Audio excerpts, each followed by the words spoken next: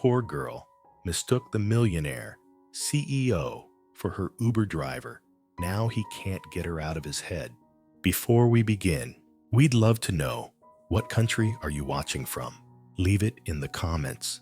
And at the end, don't forget to give this story a rating from 0 to 10. Enjoy the story. The letter under his windshield. She didn't mean for anyone to read it. Not really. It was pouring that night, one of those rains that made the city feel colder than it should. Grace stood there, her jacket soaked through, a rejection letter still crumpled in her hand, and something inside her just broke. She reached into her bag, found a receipt, and scribbled the truth no one ever asked for. I'm tired of pretending, of smiling, of fighting a world that doesn't see me. If anyone ever reads this, I hope you know, some of us are doing our best just to survive. She signed it, only with a single letter.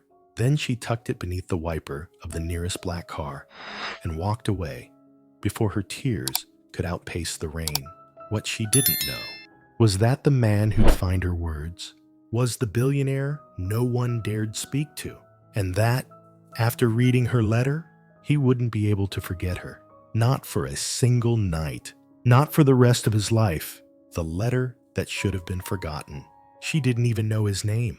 All she knew was the sound of her footsteps in wet sneakers, the smell of cheap detergent soaked through her coat, and the weight in her chest that no paycheck or apology could lift.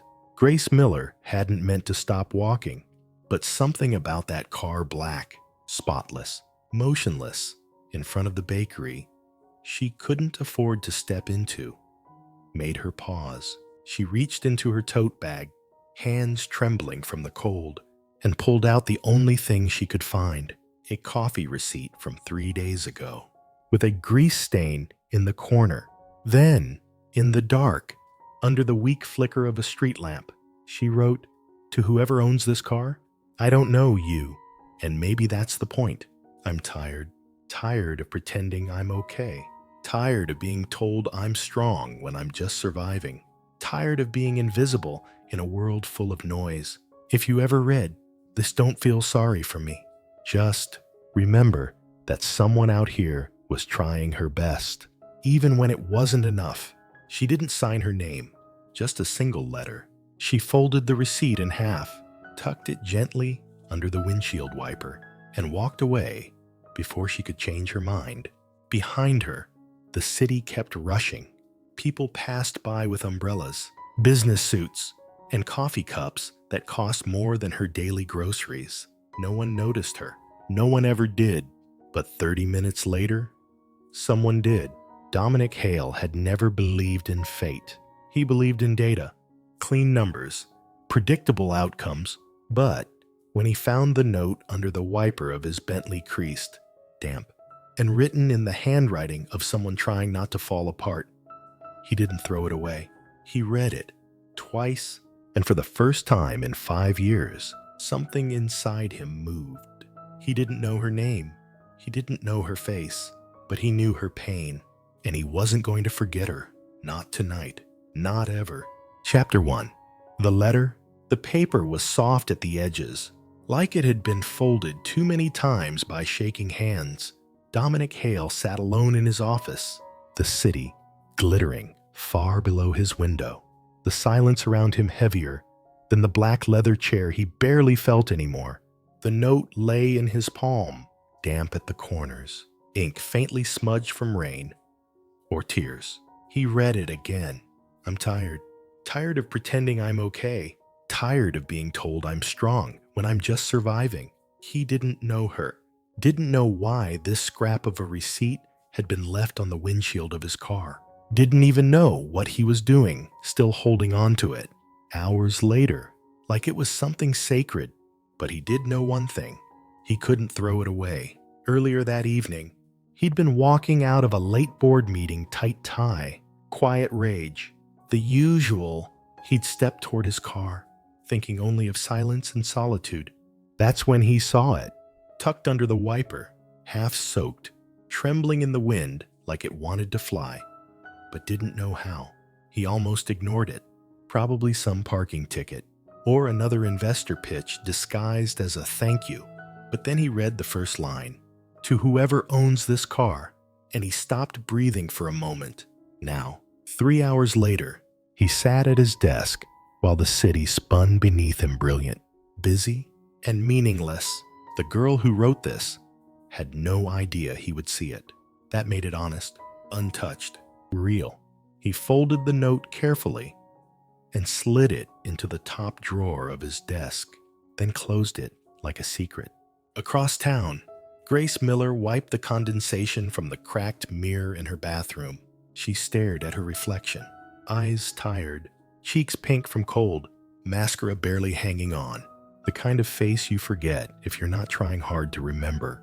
Her hair was still damp from the rain. Her coat hung over the fire escape railing, dripping slowly into a rusted bucket. Eli was already asleep in the other room, breathing softly through his mouth. 13 years old, too smart for the life they were living. Her phone buzzed. She didn't pick it up. Another job rejection. She didn't have to look to know the wording. "We've chosen to move forward with another candidate." Translation: "You're not enough." Grace sat on the edge of her worn mattress and let out a breath that felt older than her. What had she even been thinking, leaving that note? It wasn't like she expected anyone to read it. She just needed to put the weight somewhere, needed to let it out before it crushed her.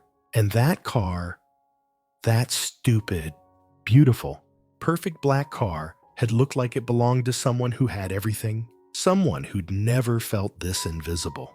Maybe it was her way of shouting into the void. Maybe she was hoping the universe would finally answer. But there was no magic, no knock on the door, just silence and unpaid bills. She lay back, closed her eyes, and whispered into the dark, "Please let tomorrow be different." The next morning, Dominic Hale showed up to work late. His assistant blinked at him in surprise. "You didn't sleep again, did you?" "I slept." "Sir, your tie's backwards?" He looked down. It was. He didn't fix it. Instead, he pulled open his desk drawer and took out the note, smoothed it on the surface in front of him. His assistant tilted her head. "Is that?" He didn't answer. "Should I file a complaint? If someone left something on your car?" "No," he said sharply. Then, softer, "No. I want to know who she is. The woman who left that." "Yes. She didn't sign it." "She did," Dominic said, tapping the faded line at the bottom. "Just one letter." That's all I need." His assistant raised an eyebrow. "You're serious? I want you to find her." Discreetly. "You think she's in trouble?" Dominic didn't answer. He didn't know what this was. He just knew the voice in that letter had cracked through something he thought he buried years ago. And he wasn't ready to let it go. Back in Grace's world, nothing had changed. The morning shift was slow. Her manager yelled about stale bagels. Eli had forgotten his math book. Rent was due in 4 days. She poured another burnt cup of coffee and tried not to feel it all piling up again. But she couldn't help glancing out the front window. Just once, half expecting to see that car again, half hoping, half terrified. It wasn't there. Of course not. She sighed and returned to the counter, unaware that 2 blocks away, Dominic Hale sat quietly in the back of a black SUV, watching the cafe, the window, the door, and waiting for a girl who had no idea he was real. She thought her words had disappeared into the night. He was about to make sure they didn't. Chapter 2. When Strangers Speak the Truth. The cafe smelled like burned espresso and fake cinnamon. The air conditioner was still broken. The light above table 4 blinked every 7 seconds, as if even the wiring had lost hope. Grace Miller stood behind the counter in a faded apron with a name tag that no longer stuck. Her hair was tied back, eyes shadowed with sleep she hadn't caught. Still, she smiled at every customer. Not the cheerful kind, the kind that says, "I'm still here." She wiped a coffee stain off the counter with the sleeve of her sweater. Eli had texted earlier that he forgot his lunch. She promised to bring one later if the manager didn't ask her to stay for the evening shift. That was the kind of day it had become. The kind that asked you to give more than you had. So, when the bell over the cafe door chimed and she looked up to see him, she didn't recognize him. Not yet. Not as the man who had read her letter. Dominic Hale hadn't stepped into a coffee shop like this in years. There was no one following him. No press, no assistants, no bodyguards. Just a dark wool coat, his collar up, and a face he knew the world had mostly seen in headlines, not in person. He didn't know what he was looking for. He just knew. He had to see her. The girl from the note. The voice in the dark. Grace glanced up as he stepped in. Tall, sharp, calm, in a way that made her nervous. "Hi there," she said, her voice steady. "Can I help you?" He stepped forward. His gray eyes met hers. "Yes," he said. "Coffee, black, and whatever pastry doesn't taste like regret." She blinked. A smirk tugged at the corner of his mouth. She chuckled under her breath and pointed to the case. "That would eliminate most of our menu. I'll take my chances." She poured the coffee, handed it across the counter. "You're not from around here, are you?" "No." "Didn't think so. We don't get a lot of jackets like that." He looked down at himself. "Sorry," she added quickly, cheeks flushing. "That came out weird. I meant you look like someone who usually drinks coffee with foam art shaped like a swan." He laughed. Not a real laugh, but something close. "I don't mind foam," he said, "but I like the truth more." Her eyes met his again. Something flickered there. "Truth's not really popular these days," she said. "No, but I think you're good at it." Grace tilted her head. "What makes you say that?" He sipped the coffee, looked at her over the rim of the cup, and didn't answer. They were strangers. But in that pause before the next customer came in, before the bell rang again, there was something that passed between them. A silence that asked too much. A stillness that felt known. Then the owner's voice broke it. "Grace, break's over." She nodded, stepped away, apron brushing her knees. Dominic watched her go. He didn't stay long after that, left a $20 bill under the cup, and walked out before she returned. When Grace came back and saw the bill, she stared. He hadn't ordered anything that cost more than $4. She grabbed the money, ran outside. The sidewalk was crowded. Streetcars rattled by. But he was still there, half a block away, coat caught in the wind, hands in his pockets. "Hey," she called out, jogging slightly. He turned. "You left too much," she said, holding up the bill. He shrugged. "You're worth more than you think." Her mouth parted, but no sound came out. "I mean the coffee," he added, with a small smile. "Mostly." And then he was gone, just like that. That night, Grace lay awake, staring at the water stain on the ceiling. There was something in the way he looked at her, like he was searching for something, or maybe recognizing it. She reached for her notebook, the one she kept hidden under Eli's comic books, and wrote a single sentence. "A stranger looked at me today, like he knew the pain I never said out loud." Across the city, Dominic sat in the back seat of his parked car, staring at her name, written on a napkin. Grace Miller. He'd asked for it quietly. No background check, no files. Just her name. Just enough. He opened the drawer in his car, took out the note, read it again. And this time, when he reached the end, he whispered it aloud. They had exchanged no names, and yet somehow they had already seen the most hidden parts of each other. Chapter 3. Unseen Lives. The city glittered like it had secrets to keep. Dominic Hale stood by the floor-to-ceiling windows of his penthouse, untouched bourbon in hand. The glass had long gone warm, condensation slipping down like tired tears. He didn't drink it. He rarely drank at all. Not since the last time had almost destroyed him. Instead, He watched the skyline buildings carved into the sky like frozen ambition. Somewhere beyond all that steel and glass was the girl who'd left him a note. She had no idea what she'd done, what she'd stirred. Earlier that day, he'd had a board meeting. Numbers, projections, new merger talks. He hadn't heard a word of it. All he saw was her face, that worn smile behind the cafe counter, the way she had chased after him with the $20 bill, how she stood still when he told her she was worth more than she thought. He hadn't meant to say it, but he'd meant every word. The housekeeper passed by quietly. He didn't acknowledge her. She paused, holding a dusting cloth in one hand. "Sir," she said gently, "your mother used to stand there the same way." Dominic didn't move. His voice was like gravel. She used to say the city lights were proof that someone, somewhere, was still awake, still trying. The housekeeper smiled sadly. She said it the night she wrote her letter. Remember, he closed his eyes. He did. That letter, the one they'd found after. He'd never been able to read it all the way through. Until now, across the city, Grace opened a can of soup and stirred it with a plastic spoon. Dinner was simple: 2 bowls of chicken noodle, 1 granola bar split in half, and a bag of crushed chips salvaged from the back of a cupboard.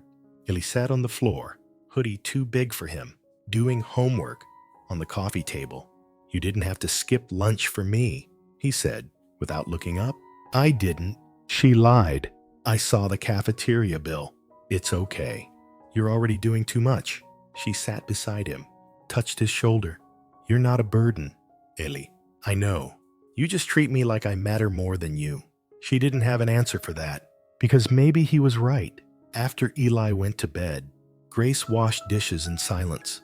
The faucet squeaked every time she turned it, a familiar sound, one she hated. She dried her hands on her jeans, then went to the tiny balcony to breathe. The air was cold. Her hair stuck to her cheeks. Somewhere below, the sound of laughter rose from a nearby bar. She couldn't remember the last time she laughed like that. She looked up at the sky and whispered, "Am I going to be stuck here forever?" At the same time, Dominic stood alone in his private study.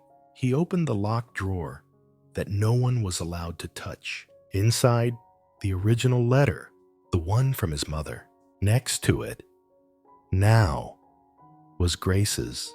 2 lives, 2 voices, one lost, one still fighting. He unfolded Grace's note again. The last line haunted him most. "Just remember that someone out here was trying her best, even when it wasn't enough." He stared at the paper, then pulled out his phone. "Find her landlord," he said into the receiver. "Pay her rent anonymously. 3 months. The next morning, Grace opened the mailbox with a sigh. Bill. Add another bill. Then an envelope. No return address. Inside, a receipt, paid in full. Her apartment rent. All of it. She froze on the sidewalk, hand to her mouth. There was no name, no clue. She looked around like someone might jump out from behind a parked car and admit it, but no one did. And the only sound was the city, humming like it knew something she didn't. Dominic watched from across the street, hidden behind tinted windows, silent, when she broke down and sat on the stoop, hands shaking around the envelope. He almost stepped out. Almost. But this wasn't about him. Not yet. She looked up toward the sky again, tears in her eyes. Then she smiled, just a little, the smallest smile. The kind that felt like light cracking through a sealed door. She didn't know who had saved her, but for the first time in a long time, she believed someone, anyone, still saw her. And for Dominic Hale, that was enough. For now. Chapter 4. The Ghost Behind the Glass. The lights were off, but Grace was still inside. She stood behind the counter with a rag in one hand and a quiet question in her chest. Why would someone pay her rent? Why anonymously? Why now? She hadn't told anyone about the eviction notice, not even Sophie. She hadn't cried in front of anyone, hadn't asked for help. Just that letter, the one she left behind, like a sigh in the dark. She stepped out the back door into the alley behind the cafe, pulled her coat tight. The air bit at her cheeks. But it wasn't the cold that made her skin ache. It was the feeling of being watched, not in a dangerous way, in a seen kind of way, like someone knew how close she was to breaking and didn't want to let her fall. She shook her head. She was imagining things.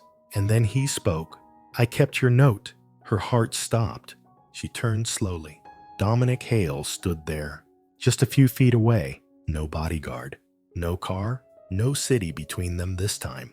Just him. The man from the cafe, only now she saw him clearly. "You," she whispered. He nodded. "I read it," he said. Every word. Grace didn't move.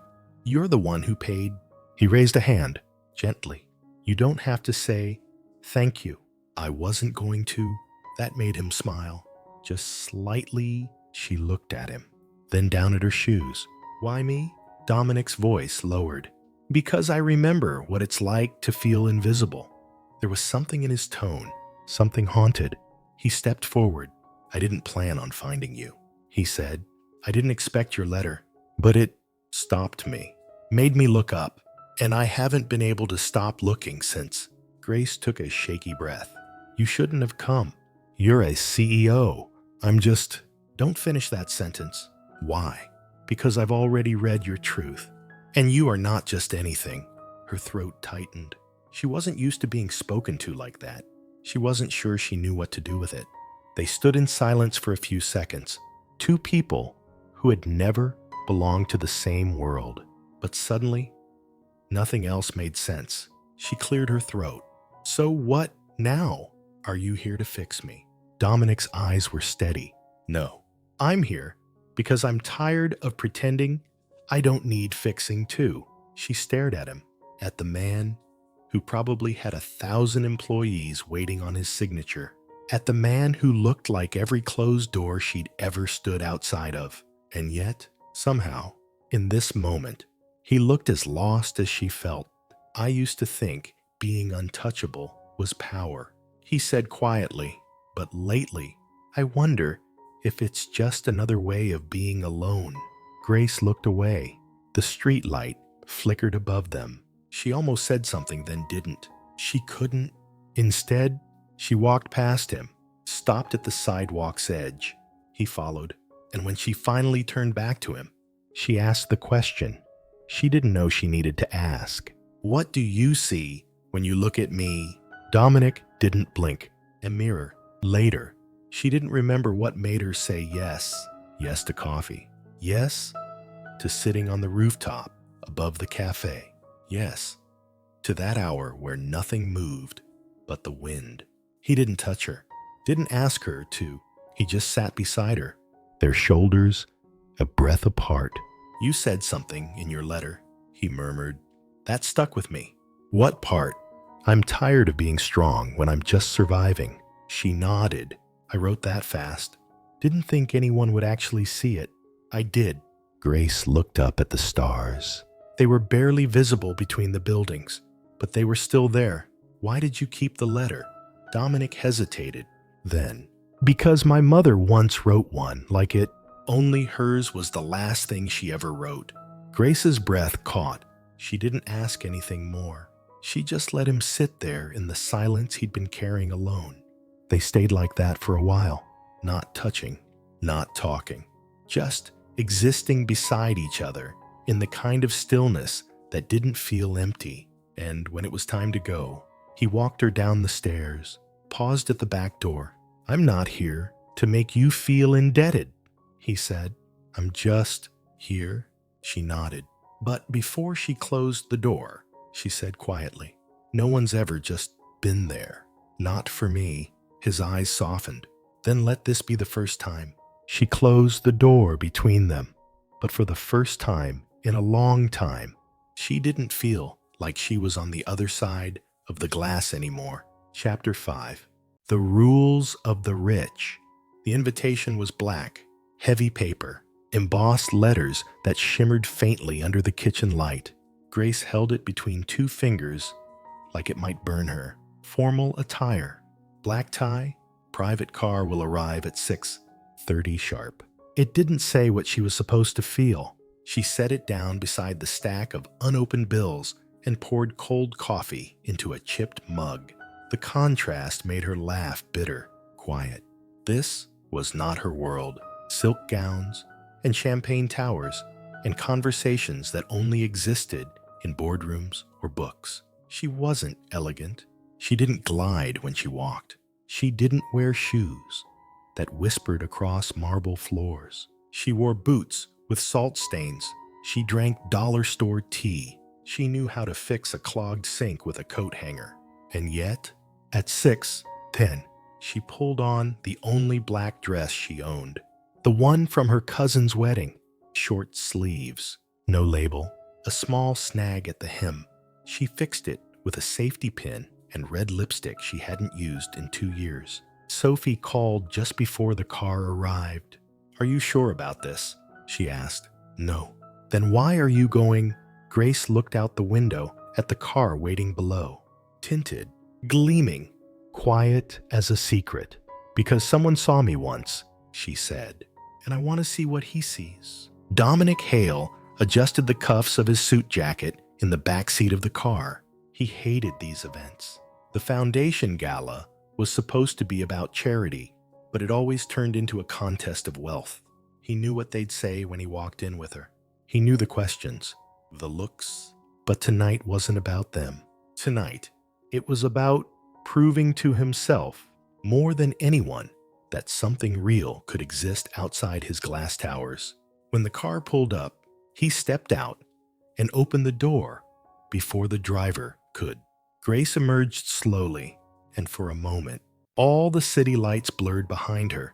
She didn't wear diamonds. She didn't walk like she owned the room. But there was a strength in the way she held her shoulders. He offered his arm. She hesitated, then took it, and they walked in together. The ballroom was made of gold. Not real gold, but the kind that looks expensive enough to make you feel like you don't belong. Chandeliers sparkled like frozen waterfalls. Men in tailored suits, women in red lips and cold glances. Laughter that didn't sound honest. Grace stayed close to Dominic's side, trying to remember to breathe. "You okay?" he asked gently. "I'm pretending to be a fancy plant." He smirked. "You're doing great." They were halfway through the room when she heard a voice behind them. Well, Dominic Hale. With company. Grace turned and saw her. Elena Voss, model. Iris, the woman every magazine used to pair beside Dominic's name. Tall, blonde, perfect posture and precision. Her smile didn't reach her eyes. "I see the foundation's dress code has evolved." Dominic's jaw tightened. "Elena." Grace's stomach twisted. She didn't know whether to run or apologize. Elena's eyes raked her once. "You're the girl from the interview video. The one who thought a CEO was an Uber driver. Bold choice. Dominic." He stepped slightly in front of Grace. "She's not a choice. She's my guest." Grace wanted to disappear. Elena tilted her head. "Every charity event needs a good story, I suppose." Then she walked away, heels clicking like knives on the marble floor. Later, at their table, Grace picked at a plate she didn't recognize. The silverware was too heavy. The water tasted expensive. "Why did you bring me here?" she asked quietly. Dominic didn't answer at first. Then, "Because I wanted them to see you the way I do." She met his eyes. "They don't," she said. "They will. No, they won't, and that's okay. But I need to know, are you doing this to make a point? Or because of me?" His gaze softened. "I'm still figuring that out," he admitted. "But when I'm with you, the world makes less sense, and I like that more than I should." She laughed once. It sounded surprised. "You really are terrible at flirting." The music started. Slow, classical. A man at the microphone invited couples to the dance floor. Grace stood, intending to walk toward the balcony to breathe. But Dominic stopped her. Dance with me. She blinked. I don't. I'll lead. That's what I'm afraid of. He smiled. She took his hand anyway. And just like that, they were dancing in a room that didn't want her, in a space that wasn't hers, wrapped in arms that didn't belong in her world, but felt like home anyway. Elena watched from across the floor, a drink untouched in her hand. Others whispered, but Dominic didn't notice. He leaned down and whispered in Grace's ear, "They have rules, you know. People like this. What rules? Who deserves to be seen? Who's allowed to be chosen?" She looked up at him. "And what do you think?" His voice was quiet. "I think I'd burn those rules down if it meant I could keep dancing with you." She had walked into that room as a stranger, but by the end of that dance, he was the only one who made her feel like she belonged. Chapter 6. Wounds and Weapons. They didn't speak much on the drive back. The gala had ended with polite applause and empty stares, but the ride home was quiet, like a space between storms. Dominic sat beside her in the back of the car, hand on his knee, eyes on the window, but not really seeing the city, not really anywhere at all. Grace glanced sideways at him once. The man who could make billion-dollar deals without blinking now looked like he was holding something together with nothing but breath. She didn't ask what was wrong. She already knew the feeling. When they arrived at his building, she didn't expect him to invite her up. But he did, not with words, just a look, a question in his eyes. And she followed, not because she trusted him completely, but because she was tired of only trusting herself. The elevator hummed its way to the top floor. Grace's fingers toyed with the corner of her clutch. Dominic stood too still, like a soldier before a war. The penthouse was what she expected. Clean lines, cold beauty, and too much space for a man who lived alone. He gestured for her to sit. "Wine, sure," she said. Though her voice didn't sound like hers, he poured 2 glasses and joined her by the massive window. The silence felt different here, like it had been here long before either of them. She took a sip, swallowed. "You okay?" Dominic didn't answer at first. Then he said quietly, "I wasn't supposed to be with anyone. Not like this, because of your job. Because I know how to break people, not how to love them." Her throat tightened. "I've hurt people who didn't deserve it," he said. "Pushed them away, called it protection." Grace stared at the wine. "You think you'd do that to me? I already have," he said. "By inviting you into my world, without knowing how to keep you safe in it." Grace stood and walked toward the window. The skyline shimmered beneath them. She spoke without looking at him. "You want to know, the first time I knew people could leave without warning." He didn't speak. "I was 9. My mom dropped me off at school, said she'd be back after work. I waited on the curb until dark. A teacher finally called someone. She never came home again. Just vanished." She turned to face him. Her voice didn't shake. "Since then, I've learned how to live like I'm always waiting for the next goodbye." Dominic stared at her. Something in him cracked open. He stood, walked toward her slowly, like she might bolt. He didn't touch her. He just said, "I'm not walking away. You might. I won't. You don't know that. I know. I don't want to." The room felt too still, the kind of stillness before something breaks. He took another step. She didn't back away. She just whispered, "What if I already let you in too far?" Dominic reached out, hand hovering near her face, not touching, just there. "I'm not here to use you," he said softly. "I'm not here to fix you. I'm just here." She closed her eyes, took one step closer, just one, and in that one step, everything changed. Not in a cinematic kiss, not in a sudden confession, but in stillness. The kind of stillness that lets 2 wounded people breathe the same air and call it peace. Later, Grace rode the elevator down alone. She'd asked to leave, not out of fear, but to feel her own heartbeat again.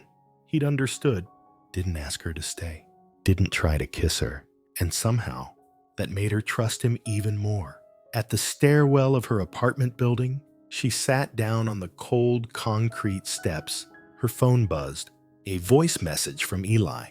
"Sis, I found that quote you love. Some people survive because they don't know how to give up." "I think that's you."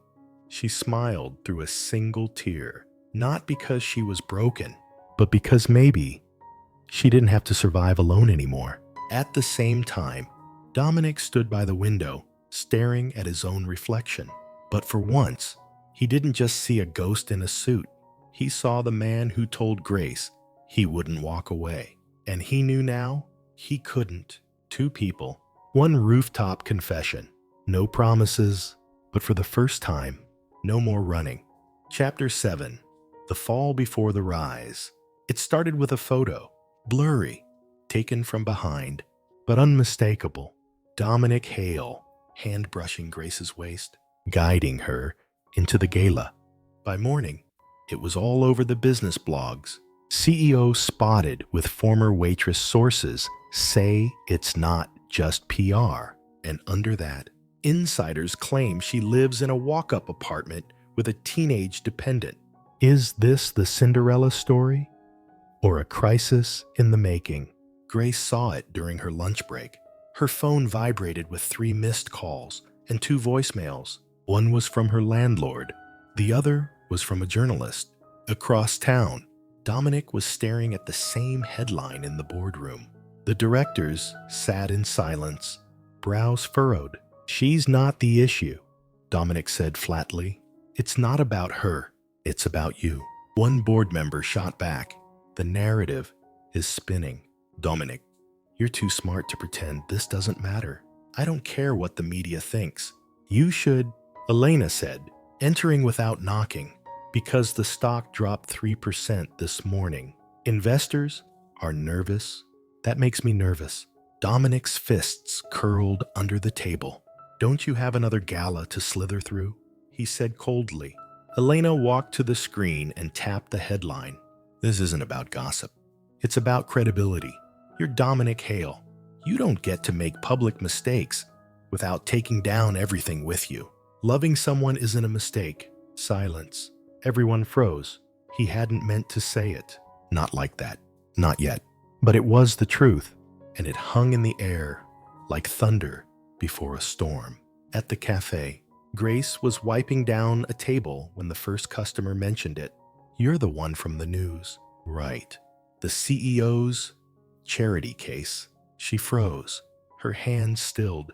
Another customer muttered, "Must be nice." Climbed the ladder by getting into the right car. She didn't answer, didn't flinch, but something inside her cracked. She left early that day, said she wasn't feeling well. She wasn't lying. She showed up at Dominic's office before sunset. Didn't call, didn't knock, just showed up. His assistant paused, then quietly let her in. He stood when he saw her. "Grace, is it true?" she asked. He stepped closer. "Is what true? That I'm bad for your image?" He flinched. "No. Elena said you were facing pressure." "I can handle it." "I can't," she said quietly. The words were small, but they landed hard. "I didn't ask for this, Dominic. I didn't want the spotlight. I didn't ask to be someone people whispered about. I know, I just wanted to be seen, not used, not displayed, not defended." "You're not a display," he said, voice breaking, "but you're still standing on the side of the room where everything is safe," she whispered, "and I'm drowning on the other." Dominic stepped forward. "Grace, don't go." Her voice shook. "You invited me into your world, but I think you forgot I still live in mine." She turned and walked out. This time, he didn't follow, not because he didn't want to, but because he didn't know how. That night, Grace sat on the floor of her apartment, back against the door. The world outside was too loud. Her heart inside was too full. Sophie called twice. Grace didn't answer. Eli peeked out from his room, but didn't say anything. He just sat beside her, quiet, She leaned her head against his shoulder and whispered, "I think I ruined something." Eli nudged her. "If it's real, you can't ruin it. You can only bury it for a while." At the same time, Dominic stared out over the city from his penthouse, phone in hand. No messages, no Grace, just the silence of a man who had built a kingdom so tall. He didn't know how to reach the girl standing at the bottom anymore. He whispered to no one, "I didn't mean to lose her, but maybe meaning wasn't enough anymore. Love doesn't disappear all at once. It unravels thread by thread until you're left holding the end, wondering if anyone will tie it back together." Chapter 8. The Quiet Rebuild. Grace didn't sleep much the night she walked out, but she didn't cry either. That surprised her. Pain had always made her cry, but this time, it did something different. It made her still, as if her heart had curled in, quiet and small, like it was waiting for permission to try again. She got up early the next morning, made eggs, real ones. Eli blinked sleepily at the plate in front of him. "We celebrating something? Just Wednesday," she said. "You sure?" "No, but I'm trying." He gave her a crooked smile. "Trying looks good on you." Later, she wandered into a bookstore she hadn't visited in years. It smelled like paper and possibility. She let her fingers trail across the spines, not looking for anything, just trying to remember what it felt like to choose something for herself. She left with a used poetry book and a second-hand copy of The Little Prince. At the checkout, the old woman behind the counter handed her a bookmark. It read, "Courage doesn't always roar. Sometimes, courage is the quiet voice at the end of the day, saying, 'I will try again tomorrow.'" Meanwhile, across the city, Dominic stood in his office, staring at the empty chair where Grace once sat. She had come in angry, sure of her voice. She had left quietly, but with more power than he had words for. Since then, he hadn't been himself, or maybe for the first time, he was raw, unsure, human. He canceled 2 meetings, ignored calls from Elena, walked the city at night with a scarf pulled over his face like a secret he didn't want discovered. But he kept thinking about her, the way she stood under golden lights, looking like she didn't belong yet, somehow owning the whole room. The way her eyes narrowed when she was hurt, but didn't flinch.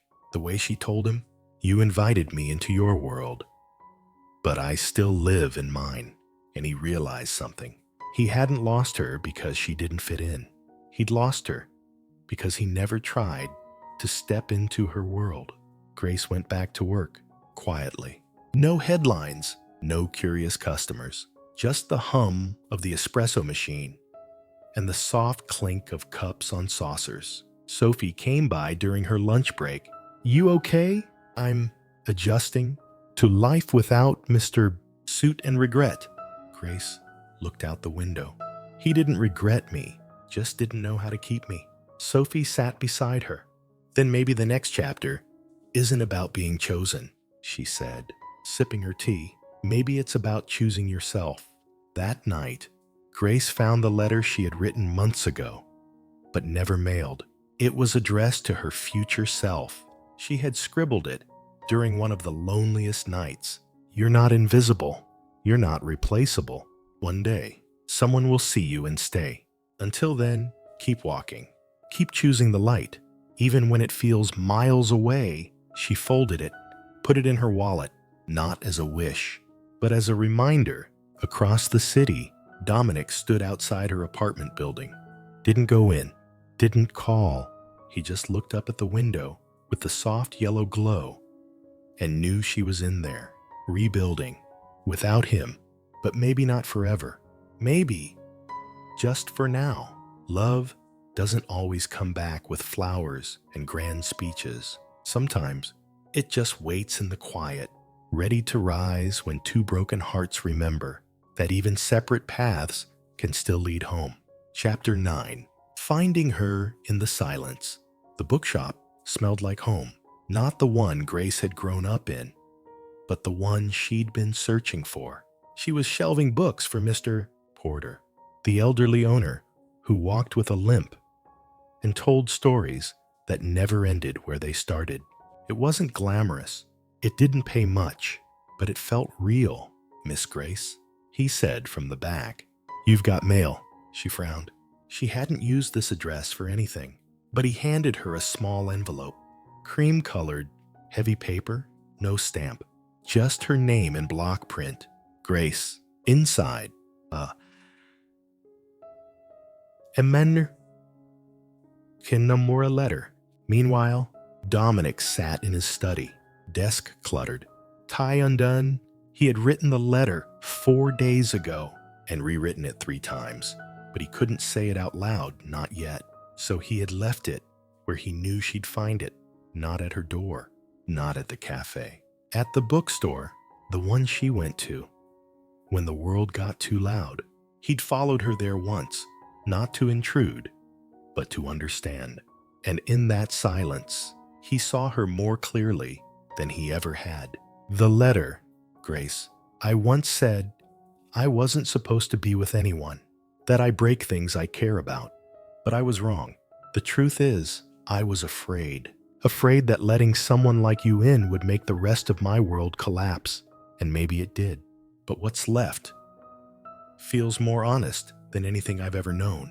You didn't just change my days. You changed me, not with softness, not with sweetness, but by standing your ground, by leaving when I stayed silent. I see that now. And if you never want to see me again, I'll carry that weight. But if there's even a chance that you still believe in anything we were building, I'll be waiting, not as a CEO, not as a man with a name in lights, just as someone who finally learned how to listen. Yours, Dominic. Grace read it 3 times. Her hands trembled, not from fear, but from recognition. He wasn't asking to be forgiven. He was asking to be understood. Sophie found her at the cafe that night. You're quiet, she said, sliding into the booth. Do you believe in second chances? Grace asked, eyes still on the letter. I believe in earned ones. Grace nodded slowly. He found me in the one place I thought I was invisible. That's how you know it matters, Sophie whispered. Because he looked. That weekend, Dominic visited the bookstore again, not to see her. He didn't even know if she'd be there. He simply stood by the shelf where he first saw her. Pause, her fingers resting on an old poetry spine, and waited. She didn't come. Not that day, but the next morning, there was a note slipped under his office door. You said you're learning to listen, so meet me where silence lives. Ein Kron. He knew exactly where she meant. The rooftop. The place between noise and peace. Between fear and truth. He left everything behind and ran. He had spent his life being heard by the world, but the only thing that ever mattered was the woman who asked him to listen. Chapter 10. Where the light found them. The rooftop was quiet, still damp from the night rain. The sky above them wasn't quite dark anymore, not quite light either. It was the in-between hour when broken things looked the most like hope. Grace was already there. She leaned against the rail, arms crossed, wind catching the loose strands of her hair. She didn't look nervous. She looked ready. Dominic stepped out from the rooftop door slowly, like the moment itself might shatter if he walked too loud. She turned when she heard him. Their eyes met. Neither spoke for a long time. You came, she finally said. You asked, he replied. A pause, one that held the weight of everything they hadn't said. He took a slow step forward. I read your note, he said, over and over. I didn't know what to say. I didn't ask you to say anything, she replied. I asked you to listen. I am, he said. Another step, but I need to say this anyway. She nodded once and waited. I let fear drive me, he said. Fear of what it meant to need someone like you. Grace looked down. I don't need a rescuer, Dominic. I know, he said quickly, and that's what scared me most. You didn't need me to save you. You needed me to see you, and I didn't. Not then. The wind moved between them. I don't want to be the man who makes you feel small, to make myself feel strong. She blinked once, then again. You never made me feel small, she whispered. You just made me feel like I was standing at the edge of a door you didn't know how to open. He walked the last few steps toward her. Close now, close enough to hear her breath catch. I don't want a perfect story, he said. I want this. You, the woman who tripped on her way into my car, who yelled at me through traffic, who didn't flinch when I said nothing and didn't falter when I finally spoke. You forgot something, she said quietly. He tilted his head. She smiled. I'm also the woman who once thought she wasn't worth being chosen. He stepped closer still. And I'm the man who finally realized he was blind until he saw you. There was silence then, but it wasn't the cold, sharp kind. It was full of everything they'd been through. The rain, the rent, the headlines, the walkouts, the letters, the crash of two lives too different, too scarred, but somehow still meant to touch. Dominic reached into his coat pocket, pulled out a small velvet box. Grace froze. Wait, what are you? He smiled. Relax. It's not that. He opened the box. Inside was a silver key. To my rooftop, he said, not as a promise, but as a beginning. Grace's hand trembled as she took it. Why? Because every time I looked for peace, I found you here. And if you're ever lost again, this is where I'll always be. She looked at him, really looked, and then finally she stepped forward, wrapped her arms around him, not as a reward, not as forgiveness, but as truth. Because love isn't the grand moment. It's the decision to stay, even when it hurts, to come back, even after you walk away, to rebuild, even with trembling hands. They stood there, holding each other. As the sun broke the line of the city, it spilled golden across the rooftop, warming her cheek, lighting his shoulders, bathing their shadows in soft, quiet proof. They had made it through. Some love stories begin with sparks. Theirs began with silence.